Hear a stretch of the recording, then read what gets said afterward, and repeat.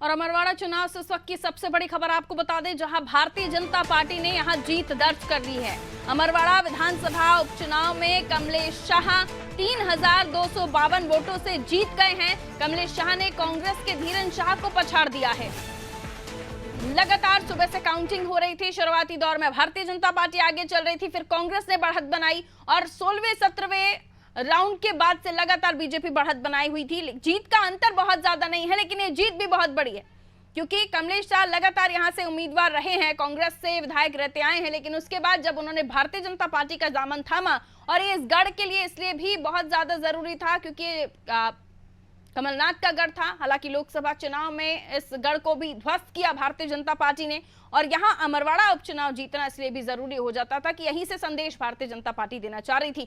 और चलिए इस जीत को और भी समझने की हम कोशिश करते हैं। प्रभु पटेरिया जी हमारे साथ जुड़े, हमारे एसोसिएट एडिटर। प्रभु जी, आरोप कांग्रेस की तरफ से 2 राउंड की गड़बड़ियों को लेकर लगाए गए, लगातार रिकाउंटिंग की मांग की जाती रही, लेकिन अब जो नतीजे सामने आए हैं, 3,252 वोटों से कमलेश शाह बीजेपी का कमल खिलाने में यहां पर कामयाब रहे हैं। कैसे देख रहे हैं आप इस जीत को? देखिए पारुल, आपने बिल्कुल सही कहा कि भारतीय जनता पार्टी के लिए जीत बहुत ज्यादा जरूरी थी छिंदवाड़ा का लोकसभा चुनाव जीतने के बाद, क्योंकि छिंदवाड़ा का जब लोकसभा चुनाव चल रहा था तो वो कमलेश शाह ही हैं जिनने अमरवाड़ा के कांग्रेस के विधायक थे, कमलनाथ के बहुत करीबी थे, और भरे चुनाव में वो इस्तीफा दे जब बीजेपी में शामिल हो गए थे तो उसका असर कांग्रेस के पक्ष में ये हुआ कि जिस लोकसभा चुनाव में 2019 के चुनाव में अमरवाड़ा से नकुलनाथ को लीड मिली थी, वहां पर बीजेपी को हार को लीड मिली और कांग्रेस को पराजय का सामना करना पड़ा और सीट भी उन्होंने गंवा दी। तो वही गणित एक था कि वो जो बीजेपी ने जो ट्रम्प कार्ड चला था वो क्या दोबारा सफल होता है कि नहीं होता, ये देखने वाली बात थी। और इसकी काट के लिए कमलनाथ ने आंचलकुंड दरबार जो है, आंचलकुंड धाम जो है, वहां के जो सेवादार उनके बेटे धीरेन शाह जो कि नौकरी में थे, उनको इस्तीफा दिलाकर उनको उम्मीदवार बनाया था कि आस्था का पूरा प्रभाव वहां पर पड़े, आंचलकुंड के प्रति जो लोगों की आस्था है वो पक्ष में उतर जाए। कोशिश बहुत अच्छी थी कमलनाथ की और कांग्रेस की, जीतू पटवारी ने भी खासी वहां पर मेहनत की, लेकिन बीजेपी की जो चुनावी रणनीति है, बीजेपी के जो जमावट थी, बीजेपी के लोगों ने जो मेहनत की बूथ स्तर पर, तो ये उसका परिणाम ये कह सकते हैं बीजेपी ने जीती। और इसका श्रेय वीडी शर्मा को तो जाएगा ही, जिनको बीजेपी शुभंकर कहती है, लेकिन मुख्यमंत्री मोहन यादव के फेवर में भी ये चुनाव के नतीजे बहुत ज्यादा फायदेमंद साबित हो सकते हैं।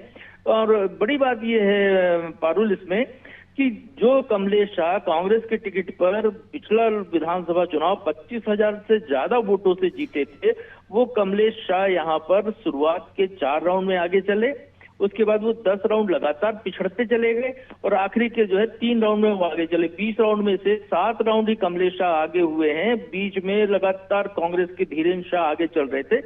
इसमें बड़ी भूमिका उस क्षेत्र की, और अमरवाड़ा और सिंगोड़ी यहाँ के जब बूथ खुलना शुरू हुए, मतपेटियां यहाँ की खुली, तो वहां से बीजेपी को लीड मिलना शुरू हुई है। और जो हर्रई जो इनका इलाका माना जाता है कमलेश शाह का, जहाँ के वो राजा है, ये अनुमान लगा रहे थे राजनीतिक पंडित कि हर्रई में तो एक तरफा वोट जो है कमलेश शाह के पक्ष में जाएंगे, वहां उनको हार का सामना करना पड़ा है। तो ये बड़ा रोचक चुनाव रहा है, सारे समीकरण यहाँ पर ध्वस्त हो गए हैं दोनों पार्टियों के, लेकिन जीत बीजेपी के खाते में आई है और ज्यादा अंतर से जीत नहीं है। निश्चित तौर पर ये कह सकते हैं कि पिछली बार की तुलना में बहुत छोटी जीत है, लेकिन ये जीत बड़ी है। जीत 1 वोट से भी हो वो भी बड़ी होती है, और ये जीत जो 3,252 वोट से जीत हुई है, ये बीजेपी के लिए खासी बड़ी जीत है। और वो तब जब 13 उपचुनाव हो रहे हैं देश में विधानसभाओं के, उसमें इंडिया गठबंधन के लोग ज्यादातर जगह पर उनके प्रत्याशी जीतते हुए दिखाई दे रहे हैं।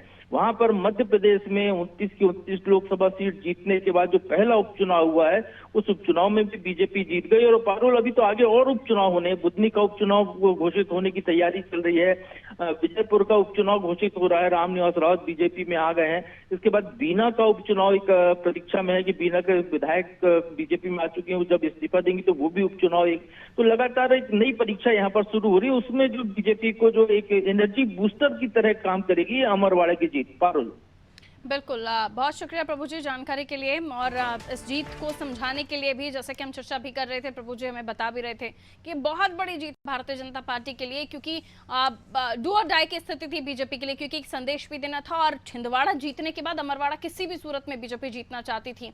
हालांकि शुरुआती दौर में बीजेपी कुछ राउंड्स में आगे रही, फिर बीच में आते आते कांग्रेस ने बढ़त बनाई।